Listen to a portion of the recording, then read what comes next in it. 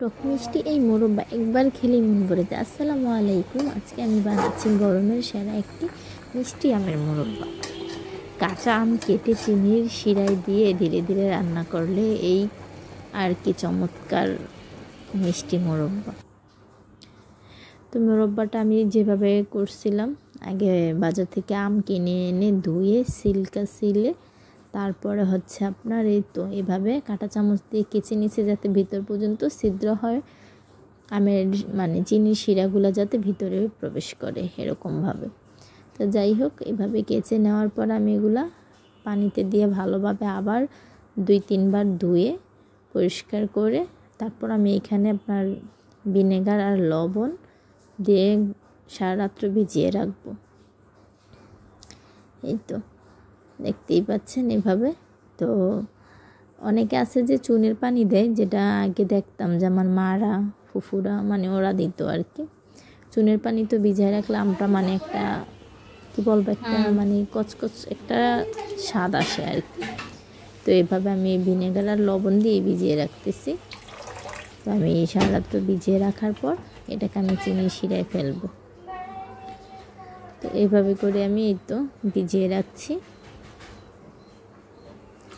আসলে দেখা গেছে এটা মানে তৈরি করে রাখলে সারা বছর সংরক্ষণ করলে বাচ্চারা অনেক সময় অনেক কিছু খেতে চায়, তখন দেখা গেছে একটা খেলেই ওদের কাছে ভালো লাগে, অনেকে পছন্দ করে। তো সারা রাত্র ভিজিয়ে রাখার পর এই দেখেন এটা থেকে কত পানি বের হইতেছে।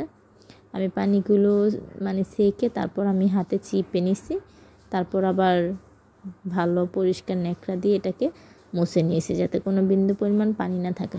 যদি মনে করেন যে না একটু রোদে দিবেন, তাহলে হালকা একটু রোদে দিয়ে নিতে পারেন, সমস্যা নেই, তাহলে পানিটা থাকবে না এরকমটা। তো আমি এবারে এটা ফার্স্ট টাইম ট্রাই করছি। অনেকে হালকা তেলে বা ঘিয়ে ভেজে নিলে এটার মানে রানটা খুব ভালো আসে, তার জন্য আমি এটা একটু হালকাভাবে ঘিয়ের মধ্যে ভেজে নিয়েছিলাম।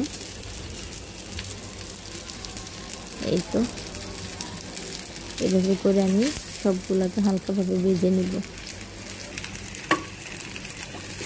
এই পিসটা ও পিস করে দুটো পিসটা ভেজে নিব।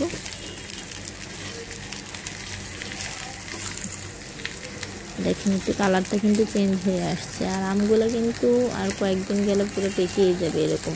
আর মোরব্বা দিতে হয় মানে শক্ত আটি এরকম টাইপের আম দিয়ে দিতে হয়, কষ্ট হলেও। কিন্তু একটা টেকনিক কি যেটা বলতেছি আপনাদেরকে, আগে আম ছিলবেন, ছিলকা সহ আমটাকে আগে 2 ভাগ করবেন, তাহলে দেখা গেছে হাত কাটার ভয় থেকে বেঁচে যাবেন, হাত কাটবে না, আমটা পিছলাবে না। তারপর আপনারা ছিলে নেবেন। তারপর আমি এখানে চিনি দিয়ে দিছি, চিনিতে অল্প পরিমাণ পানি দিয়ে দিছিলাম, দিয়ে তারপরে এই তো বলক আসার পর আমি এখানে আমগুলো সব দিয়ে জাল করে নিব। কিন্তু আরেকটা হচ্ছে গিয়ে ভালো, আপনার আমগুলোকে একটু ভেজে একটা যে পাত্রে রান্না করবেন সেটাকে নিয়ে তারপর চিনি মেখে ঘণ্টাখানিক রেখে দিলে চিনির থেকে এভাবে পানি চলে আসে। তারপর ওই পানিটা দিয়ে আপনারা মোরব্বাটা পুরোপুরি এভাবে রান্না করে নিতে পারেন।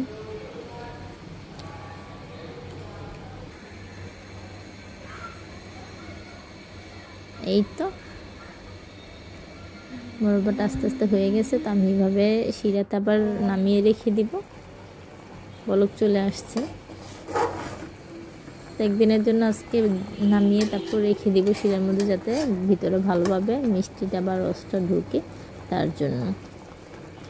এই তো এটা হচ্ছে মোরব্বার ফাইনাল লুক। দেখেন একটা জারের বোতলে তারপর রেখে দিব, সারা বছর ভালো থাকবে। আর মাঝে মাঝে একটু রোদে দিব। আল্লাহ হাফেজ।